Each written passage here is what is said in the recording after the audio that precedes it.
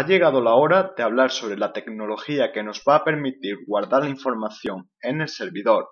No es ni más ni menos que la base de datos NoSQL MongoDB. En primer lugar, vamos a lanzar un servidor MongoDB y nos vamos a conectar mediante una consola conocida como MongoShell. Crearemos en primer lugar un directorio para almacenar los datos. Le llamaremos datos. Una vez hecho esto, desde Git Bash lanzamos el binario que representa al servidor MongoD y desde ahí podemos especificar mediante el parámetro --dbpath el directorio de los datos, que en nuestro caso se llamaba datos. También podemos especificar el puerto donde queremos que escuche el servidor mediante el parámetro --port. Podríamos especificar 27019. Por defecto es el 27017. Por lo tanto, como queremos escuchar ahí, no vamos a poner nada. Ejecutamos y vemos que el servidor ya está esperando conexiones en el puerto 27017.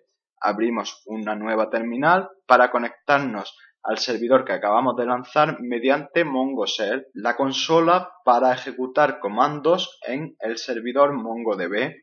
Para ello ejecutamos el binario mongo. Podemos también establecer dónde se encuentra el servidor, por ejemplo podríamos poner localhost y la base de datos a la que nos queremos conectar, prueba. Por defecto se conectará a localhost test, por lo tanto de momento nos viene bien, así que no vamos a cambiarlo.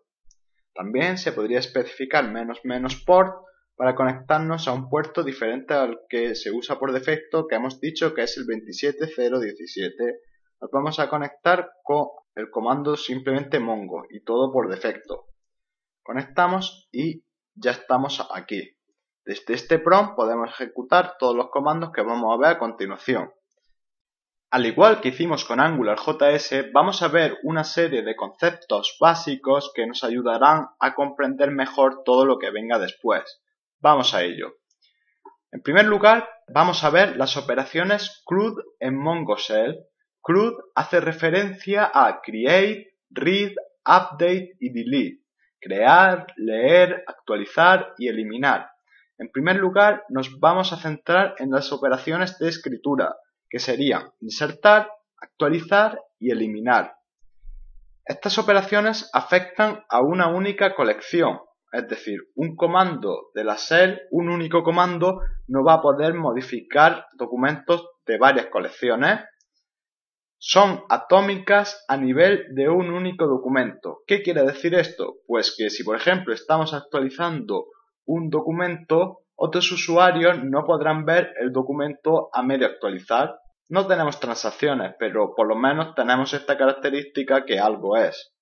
También permiten especificar el nivel de reconocimiento de escritura, lo que en MongoDB se conoce como write consent, deseado. Esto viene cuando trabajamos con clústeres replicados, lo que se conocen como replica set. Vamos a tener un primario que recibe la escritura y secundarios a los que se les replica esos datos de forma asíncrona. Por ejemplo, cuando un cliente escribe en el primario, puede indicarle que no le mande el reconocimiento hasta que se haya replicado en otro servidor más. Eso es lo que se conoce como write consent. Cuando otro servidor haya también reconocido esa escritura, entonces el primario avisará al cliente de que la escritura se ha realizado satisfactoriamente. De esta forma podemos garantizar, a costa de un mayor tiempo en las escrituras, que los datos se preservarán ante cualquier incidencia.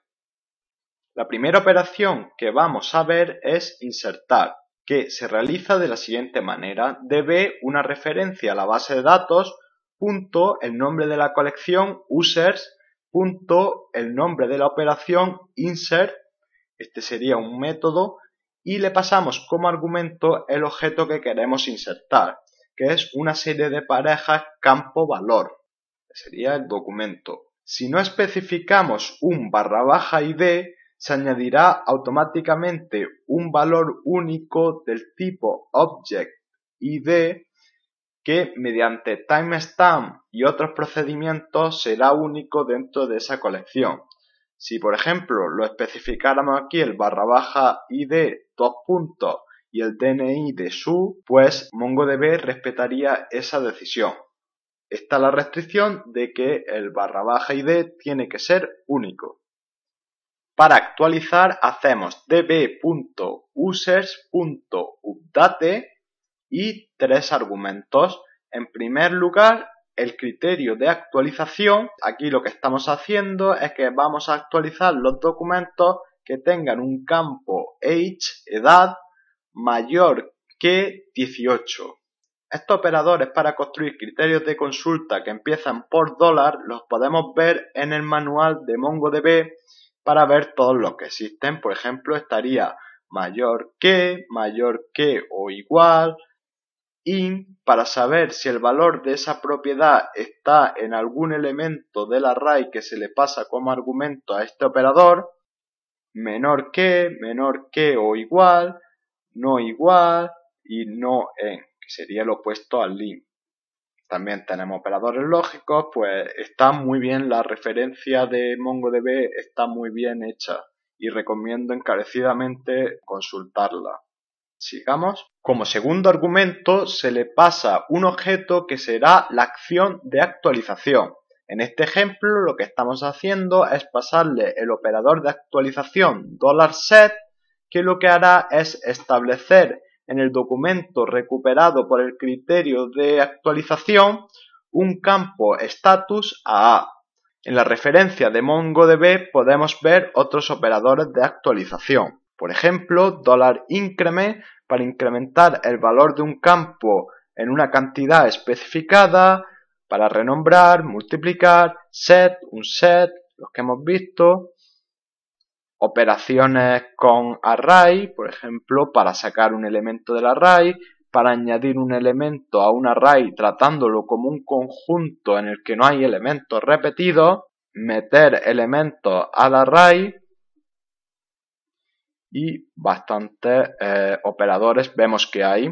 El tercer argumento sería un argumento de opciones, de actualización. Por defecto, si no le pasamos ninguna opción de actualización, va a recuperar el primer elemento que cumpla esta condición y le vas a aplicar las acciones de actualización especificadas en el segundo argumento. Si queremos que aplique la actualización a todos los elementos que cumpla el criterio de actualización, tenemos que añadir como tercer argumento este objeto estableciendo la propiedad multi a true, que sería multiactualización. En el objeto de opciones de actualización también se puede establecer la propiedad upser a true. Sería una mezcla entre update, actualizar, y insert, insertar. Lo que haría es que busca el documento actualizar con el criterio de actualización. Si lo encuentra, se provocaría una actualización normal, como hemos visto hasta ahora, pero si no se encuentra, creará un objeto que cumpla el criterio de actualización, le aplicará las acciones de actualización y lo guardará. Supongamos que estamos haciendo una actualización sobre un documento que tenga age 2.18. Sin embargo, no existe ningún documento, ningún usuario cuya edad sea 18 años.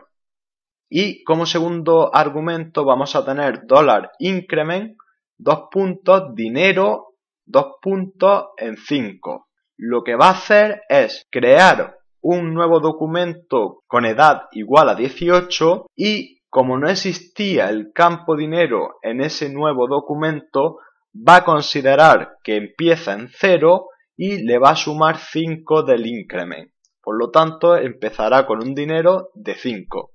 Esta propiedad será útil, por ejemplo, en una colección de contadores. Cuando un usuario acceda por primera vez a una página web y se quiere incrementar el contador, si no existe un contador para esa página web, se hará el increment sobre una propiedad que empezará a 0 y se contará la nueva visita. Realmente, update tiene dos comportamientos. Si en el segundo argumento le pasamos un objeto que tiene expresiones de operador de actualización, como $set, $inc, lo que vamos a hacer es una actualización de campos específicos dentro de documentos que están en la base de datos. Sin embargo, si ponemos aquí un objeto normal con parejas clave-valor, lo único que va a hacer es sustituir el objeto que cumpla esta condición por otro que será el segundo argumento. Por tanto, hay esos dos tipos de actualizar: actualización específica o reemplazo del documento al completo. Haremos la eliminación de documentos con db.users.remove y el criterio de eliminación. Por ejemplo, aquí los status igual a suspenso.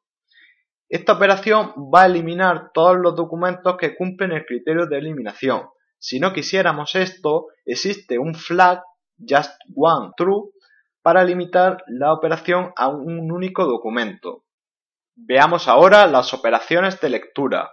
Para hacer una consulta hacemos db.users.find y como primer argumento el criterio de consulta, age mayor que 18. Este primer argumento nos tiene que resultar familiar porque se construye de la misma forma que en la actualización. Como segundo argumento pasamos el objeto de proyección. Estamos diciendo que únicamente nos muestre el campo nombre y el campo dirección. También nos mostrará siempre por defecto el campo /id por lo importante que es. Si queremos prescindir de él, simplemente tendremos que hacer coma /id a 0. Explícitamente estamos diciendo que lo excluya. Esto devuelve un cursor. Vamos a aplicarle a ese cursor un modificador de cursor. Hacemos para ello .limit a 5. Estamos limitando el cursor a 5 elementos. Las consultas recuperan documentos provenientes de una única colección, la que estamos especificando aquí. Devuelven un cursor, como hemos dicho, para ir consumiendo los documentos. Y otros modificadores del cursor son sort y skip. Aquí puede dar la sensación de que cuando hacemos aquí find y termina, nos traeremos los documentos del servidor y posteriormente al hacer .limit estamos limitando esos elementos. Y esto no es así, porque ese cursor se va, digamos, a evaluar de forma perezosa. Al principio vamos a tener una especie de referencia a él, le vamos a aplicar el modificador del cursor y justo cuando se ejecuta esta orden es cuando irá al servidor y se traerá los documentos, pero no se los traerá todos, se traerá solo 5. Podríamos hacer aquí limit 5.sort a name 1, es decir, estamos ordenando por nombre ascendente, y .skip 2, nos estamos saltando los dos primeros. Vamos a ver la etapa de una consulta con un modificador. Estamos seleccionando primero de entre todos los usuarios que tenemos aquellos que son mayores de 18 años. Después se le aplica el modificador que ordenará por orden creciente de edad. Una vez se haya esto, se empezará a mandar los documentos al servidor según vaya el cliente consumiendo el cursor. Las etapas de una consulta con una proyección serían así. En primer lugar se aplica el criterio, los que tengan la edad a 18, y al aplicar la proyección va a eliminar todos los campos que no queremos y se va a quedar únicamente con nombre. Nótese que estamos excluyendo explícitamente el campo /id y una vez tengamos esto, el cliente empezará a consumirlo con su cursor.